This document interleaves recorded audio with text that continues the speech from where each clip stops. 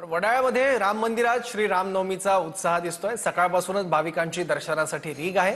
प्रभू श्रीरामाच्या जयघोषाने अवघा परिसर दुमदुमलाय। आणखी याबद्दल माहिती घेऊ आपले प्रतिनिधी निवृत्ती बाबर आता आपल्या सोबत आहेत। तर निवृत्ती, कसं चित्र दिसतंय सकाळपासून या मंदिरामध्ये?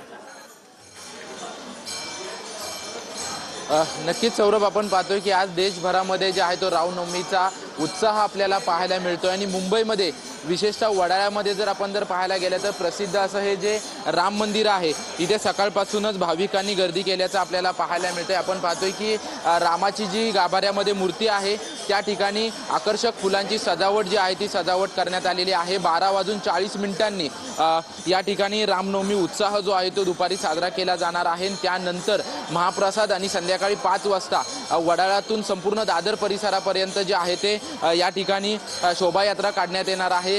रथयात्रा जी आहे ती या ठिकाणी काढण्यात येईल। आपण पाहतोय की सकाळपासूनच एक भाविक भक्त जे आहेत ते या ठिकाणी दर्शनासाठी पोहोचल्याचं आपल्याला पाहायला मिळतंय। खरं तर हे राम मंदिर जे आहे ते मुंबईतील प्रसिद्ध असं राम मंदिर आहे।